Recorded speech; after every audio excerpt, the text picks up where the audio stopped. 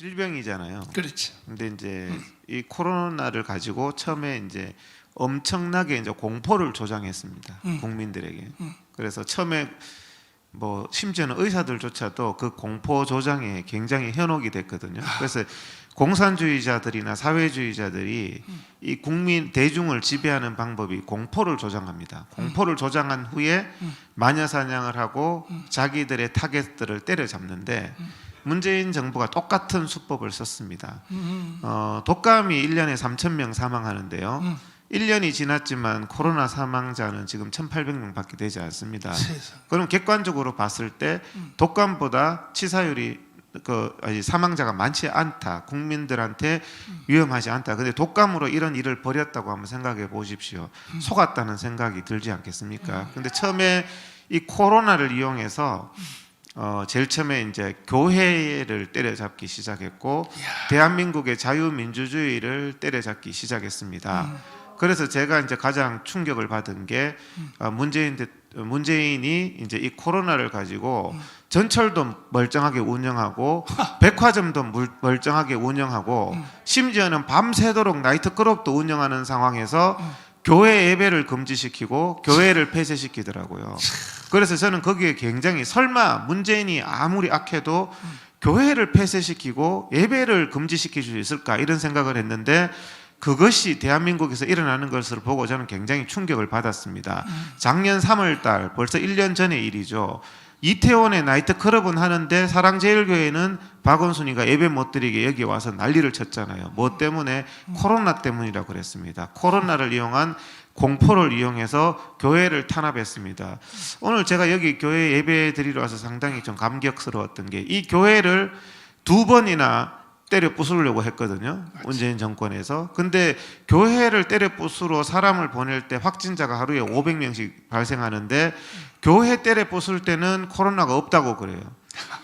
근데 그 당시에 서울 시내에서 자유민주주의 국민들은 야외에서 마스크 쓰고 10명 이상 집회를 못하게 합니다. 이런 거짓된 거죠. 그래서 저는 이제 굉장히 놀랐던 게 설마 대한민국에서 이 코로나를 이용해서 교회를 말살하는 일이 발생할까 여기에 대해서 굉장히 충격을 받았고 두 번째로는 교회를 폐쇄시키고 교회 예배를 금지시키면 저는 한국교회가 난리 날 줄 알았는데 아무도 난리가 안 나고 의용 목사들이 그것을 너무나 당연하게 받아들이고 예배 안 드리고 주일날 백화점 가고 전철 타고 출퇴근하고 이런 걸 너무나 당연하게 보는 것을 보고 그리고 문재인이 뭐라 그랬냐 하면 교단의 총회장들을 다 청와대에 불러서 예배와 기도가 무슨 소용이 있느냐를 말을 했습니다. 청와대에. 그런데 그 말에 대해서 단 한마디도 말하지 못하고 돌아오는 목사들을 보면서 한국교회가 이래서는 무너질 수밖에 없다. 이 코로나를 계기로 한국교회는 완전히 무너질 수밖에 없고 한국의 민주주의는 무너질 수밖에 없다. 그래서 이제 제가 이 거짓됐잖아요. 완전히 거짓됐습니다. 지난주만 해도 문재인이가 청와대에서 소주 한 병 이상씩 술 마시는 것은 괜찮대요. 그 복지부에서 발표했습니다. 그런데 우리 국민들이 마스크 쓰고 예배 드리는 것은 안 된다. 이런 거짓된 행동들 누가 봐도 기가 막힌 지금까지 백화점에서는 단 한 번도 인원 제한이 있은 적이 없습니다. 그런데 교회는 코로나에 마치 온상인 양 아무런 인과관계도 없이 교회발이다. 집회발이다. 사랑제일교회 발이다. 바로 이랬던 사람들이 중국발이라는 말이 혐오를 조장한다고 해서 중국발이라는 말을 대한민국에서 금지시키고 코로나19라고 부르고 있습니다. 그런데 이게 바로 우한발이고 중국발이거든요. 그런데 중국의 친중 사대주의로 이 중국 사람들은 그 당시에 60만 명을 대한민국에 유입시켰어요. 대한민국 국민들은 단 10명도 야외에서 집회 못하게 하면서 중국 관광객은 60만 명이나 실내에 롯데백화점 다 돌아다니게 하고 7만 명 유학생 다 오게 했거든요. 친중 사대주의고 대한민국에서 이 코로나를 가지고 이념적으로 사상적으로 굉장히 무서운 게 이념과 사상적으로 이용하는 겁니다. 그래서 지금 대한민국의 이 코로나는 유물론 방역이고 공포를 조장해서 대한민국이 북한처럼 교회를 탄압하고 자유민주주의를 탄압하는 데 이르렀기 때문에 제가 의사회 회장이지만 이건 도저히 용납을 할 수가 없다. 그래서 제가 나섰고 이들의 거짓에 대해서 계속 말해오고 있습니다. 이거는 초등학생도 웃을 일입니다. 동네 강아지도 웃을 일입니다. 다시 한번 제가 경고하지만 이런 거짓된 방역을, 이런 유물론 방역 즉각 중단하기 바랍니다. 이 정권 바뀌면 반드시 교회를 말살하고 예배를 말살하고, 말살하는 수준에 지나지 않고 많은 목사님들과 신도들을 예배드린다는 이유로 법정에 세우고 있습니다. 이것은 정말 대한민국 헌법을 유린한 일로서요, 지금이라도 문재인은 그만두기 바랍니다.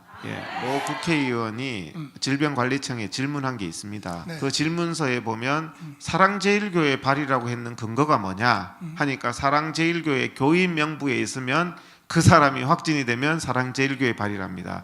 사랑제일교회 교인이요, 전철도 타고 식당도 가고 직장도 가는데 그 사람이 확진만 나오면 교회 다녀요? 사랑제일교회 다녀요? 사랑제일교회에서 감염된 거다. 이런 말도 안 되는 마녀 사냥을 했습니다. 이게 질병관리청에서 기가 막힌 대답을 한 자료가 우리가 가지고 있습니다.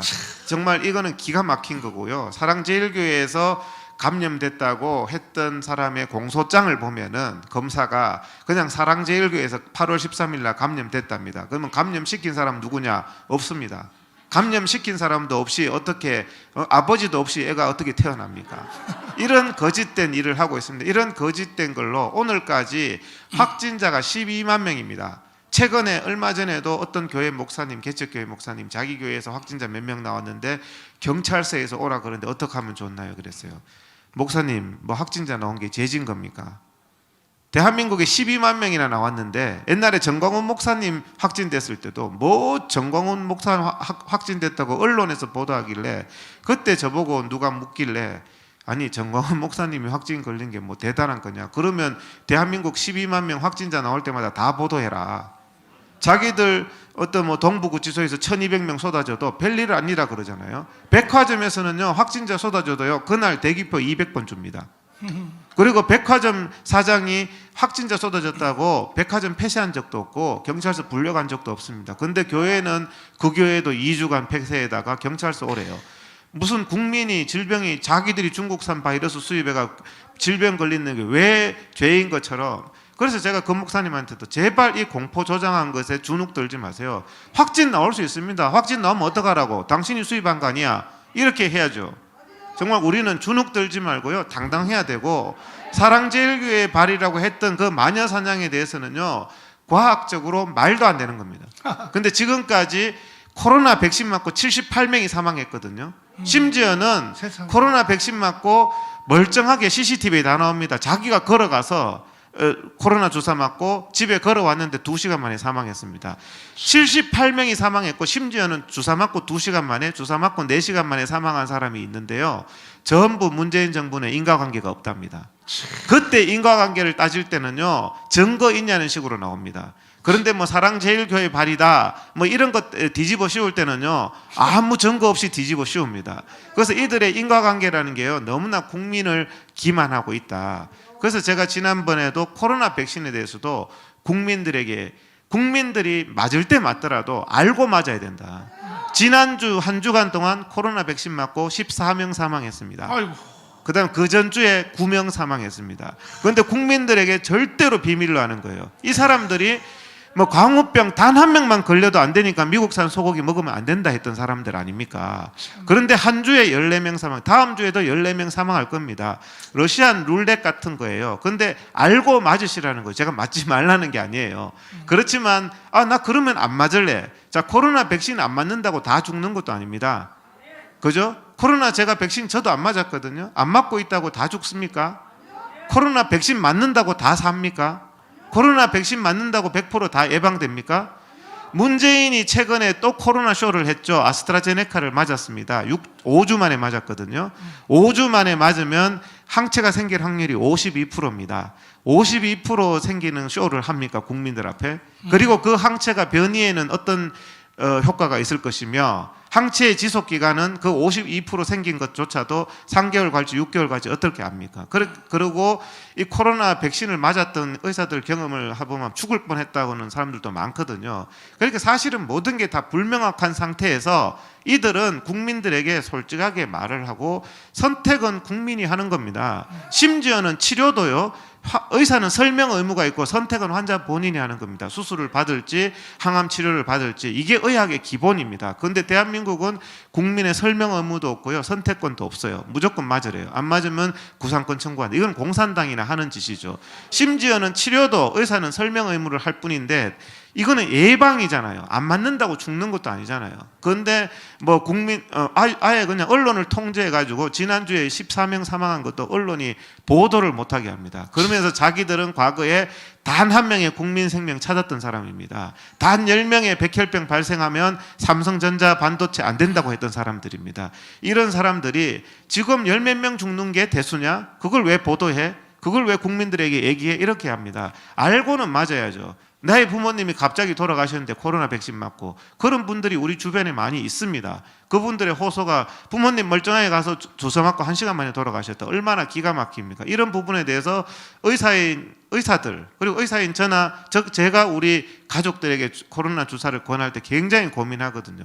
고민해야 될 부분이 다양하게 있습니다. 그것을 알고도 코로나 주사 맞고 다 죽는 건 아니기 때문에 그래 나는 맞을래, 뭐 살 확률이 높습니다. 그렇게 맞아도 알고 맞았기 때문에 덜 억울하겠죠. 그러다가 전신마비가 오거나 사망을 해도 덜 억울하도 그런 경우가 있다는 걸 알고는 맞아야 되는데, 그런 경우가 아예 그냥 문재인이 뭐라고 말했냐면 아스트라제네카 백신에 대해서 조금 더 의심하지 마라 이러면서 자기가 맞았습니다.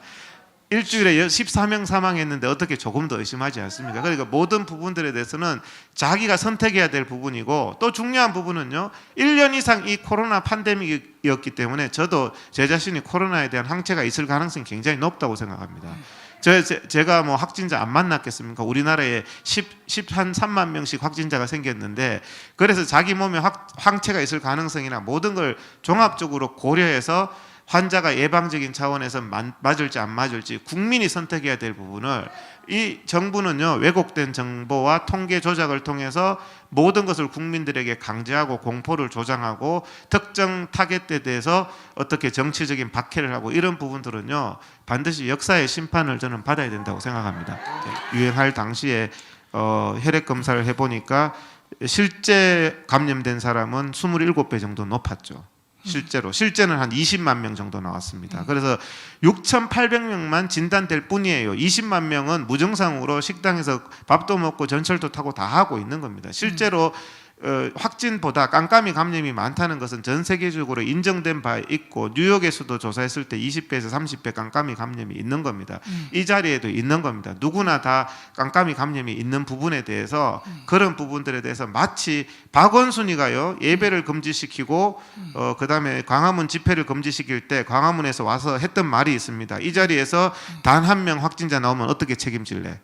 이 말을 했어요. 기가 막힌 말이잖아요. 단 한 명 확진자 나와도 어떻게 책임질래 하는 인간들이 코로나 주사 맞고 14명씩 일주일에 사망하는 거에 대해서는 무슨 책임집니까? 거기에 대해서 식약청의 예산이 4억 5천만 원밖에 없습니다. 전 국민한테 마음 놓고 백신 맞아라 그래 놓고, 백신 맞고 문제 생기면 국가가 책임져 줄 예산이 4억 5천만 원, 단 한 명분밖에 없습니다. 그러니까 전부 다 인과관계가 없다고 하는 거죠. 그래서 자기들이 말할 때는 단 한 명 생기면 어떡할래라는 이런 참 공포를 조장하는 협박을 하면서, 자기들이 반대 입장이 됐을 때는 뭐 몇백 명 죽어도 눈도 깜짝 안 합니다. 정은경이가 독감 주사 맞고 1,500명 죽었다고 눈도 깜짝 안 하고 말하고 있습니다. 여러분, 독감 주사 안 맞으면 3,000명 죽고 1년에, 독감 주사 맞고 1,500명 죽는데 맞으시겠습니까? 독감 반드시 걸린다는 증거도 없는데요. 이런 말장난을 가지고 모든 부분들은 종합적으로 얘기를 해야 됩니다. 거기에 대해서 부역하는 행동을 하면 안 되고, 우리는 이런 질병을 가지고 공포를 조장해서 예배를 탄압하고 예배에 대해서는 단 한 명의 확진자 나오면 어떡할래 하면서 예배 금지시킵니다. 근데 백화점은 확진자 나와도 할 수 없지 그러면서 계속 운영합니다. 전철도 확진자 나오면 할 수 없지 하면서 다 운영합니다. 이것은 바로 유물론적인 사관입니다. 질병 때문이 아닙니다. 다른 기준을 적용하고 있는 이런 정치 방역은 반드시 중단돼야 되고요. 전철보다 못하고 나이트클럽보다 못한 교회라면은 총회장들 교회 때려치우시기 바랍니다. 예, 교회에 대해서는 목숨을 건다는 것을 이 기회에 보여줘야 예배와 기도가 정말 대한민국을 위기로부터 구할 수 있다는 것을 보여줘야 대한민국이 주기철 목사님의 순교 신앙 위에 한국 교회가 서듯이 한국 교회가 앞으로 정말 전 세계를 복음화할 수 있는 교회가 되는 겁니다. 우리 대한민국 국민들에게는 자유민주주의가 목숨보다 더 중요하다는 것을 문재인에게 보여줘야 우리가 제주도 여행이나 가고 백화점이나 히닥거리면서 다니는 그런 정말 물질적인 인간이 아니라 우리에게는 자유민주주의 사상이 목숨보다 중요하다는 것을 반드시 보여줘야 되고요. 그 기만을 한 문재인 정부는 반드시 죗값을 받아야 되는데 희망적인 것은요. 어제 바로 여론조사에서 문재인의 지지율이 29%가 나왔다는 겁니다. 20% 되는 국정 동력을 상실한 겁니다. 이렇게 거짓말을 계속하면요. 문재인 지지율 5%까지 떨어져서 깜빵 갈 거라고 저는 생각합니다. 자, 마지막 질문으로 지금 서울역을 비롯해서 250개 임시진료소에서 무작정 길 지나가는 사람들 계속 조사할 때에 하루에 5만 명을 조사하니까 전국적으로 최소한 100명 이상이 계속 나오잖아요. 100명 이상. 그러면 5만 명을 조사하니까 무작정 그냥 길 지나가는 사람 와서 조사해라 하니까 그러면 5천만 명을 동시에 조사해버리면 전 국민. 그럼 50만 아닙니까? 그 50만 명의 지금 환자들이 한국을 지금 다니고 있다는 거 아닙니까 사실은. 그런데도 균이 왔다가 자기도 모르게 다 자진 치료가 돼서 이렇게 지금 가고 있는데 그런데 그건 너무 분명한 건데 왜 정부가 지금 계속 그다음 마지막으로 뭐냐면은 그 주사 약이 여러 가지 있잖아요. 있는데 미국에서 맞는 게 있고 우리나라 뭐 있는 게 있는데 그 차이점이 뭡니까? 그 주사 약. 예, 약이야. 화이자, 모더나, 아스트라제네카요. 아스트라제네카는 국제 가격이 4달러입니다. 문재인이 자랑스럽게 가져온 가격이요. 그러니까 4달러면 한 5천 원 정도 되죠. 화이자나 모더나는 한 2만 5천 원 됩니다. 우리나라에. 국민들이 내 돈 내고 맞을 테니까 좋은 거 가져와 이러고 있습니다. 그런데 문재인은 지금 4달러짜리를 얼마에 사왔냐 그러니까 국가 기밀이라고 아직까지 아무에게도 밝히지 않고 있습니다. 그런데 아스트라제네카하고 화이자 모더나하고는 치명적인 차이가 있습니다. 차이가 뭐냐 하면은 만들어낸 방법이 다릅니다. 화이자 모더나는 mRNA 방식이고 그 아스트라제네카는 벡터 방식입니다. 벡터 방식의 주사에 대해서는 전문가들이 혈전이 생길 거라는 경고를 했었고 지금 분명하게 이제는 유럽 의학청이나 미국에서 아스트라제네카는 혈전 부작용이 있다. 치명적인 혈전이라는 것을요. 이렇게 하니까 기모란이라는 의용 의사가 혈전이 별로 무섭지 않다 그랬는데요. 저도 제 앞에서 혈전 환자가 눈앞에서 쓰러져서 죽는 걸 보고 굉장히 지금도 잊지 못합니다. 그런데 혈전이란 건 굉장히 무서운 병입니다. 몸에 이 혈액이 응고돼서요. 주요한 폐나 심장 쪽에 가서 막히거나 머리 쪽에 가서 막히면요. 이것은요. 사람이 즉사합니다. 의사들이 가장 무서워하는 합병증이 혈전이고요. 대부분 주사나 약이 혈전이라는 치명적인 약이 생기면 시장에서 퇴출됩니다. 그래서 지금 아스트라제네카는 혈전이라는 부작용이 생기는 약이고 미국에서 또 얀센이라는 약을 개발했는데 미국 얀센 약도 혈전으로 사망자가 나왔습니다. 똑같은 벡터 방식입니다. 그래서 벡터 방식의 주사는 혈전이 생긴다. 그래서 국민들이 지금 대부분 꺼려하니까 이제부터 경찰들을 맞춘답니다. 그걸 가지고 그래서 경찰들도 상당히 이제 거부감이 있을 것 같은데 아스트라제네카에 대해서는 이제 조금 아예 뭐 수입 금지를 하거나 이스라엘은 자기 국민들에게 맞히지 않겠다고 그렇게 하고 있죠. 그런데 이제 화이자 모더나는 mRNA 방식이라서 혈전에 대해서는 상당히 안전한 걸로 그렇게 나와 있습니다. 그런데 그렇다고 해서 화이자 모더나도요 100% 안전한 건 아닙니다. 그래서 심지어는 저는 이제 저희 어머니는 뭐 연세가 많으시기 때문에 화이자 모더나 대상인데 그래도 제가 아직까지 고민하고 있거든요. 아직까지 좀 맞지 말고 있어 보셔라 이렇게 하는 게 화이자 맞고도 2시간 만에 사망한 노인분이 계시거든요. 근데 이 주사를 맞았던 분들의 얘기를 들어보면 39도 고열이 나고 막 근육통이 생겨서 이래서 죽는구나. 제가 며칠 전에 대학병원에 과장을 만났어요. 그 과장님하고 자기 아들도 있었는데 2명이 아스트라제네카를 맞았다가 엄청나게 후회하고 죽을 뻔했다는 거예요. 자기가 너무너무 고통스럽고 주사를 맞고 자기 이제 진료실로 올라왔는데 갑자기 그 디지니스라고 막 어지러워지면서 이래서 죽는구나 하면서 해가지고 굉장히 고통스러워서 2차는 절대 아스트라제네카 맞고 싶지 않다 이렇게 대학병원의 교수님 본인도 그렇게 말씀을 하세요. 그리고 모 대학병원의 소아과 교수분도 저한테 자기는 기도하고 맞았다는 거예요. 그분은 기독교인인데 하나님 이거 아스트라제네카 안 맞으면 또 병원에서 난리치니까 맞는데 제발 별일 없게. 지금 이래서 되겠습니까? 예방하는 약을 국민들에게 이렇게 해서는 안 되는 거죠.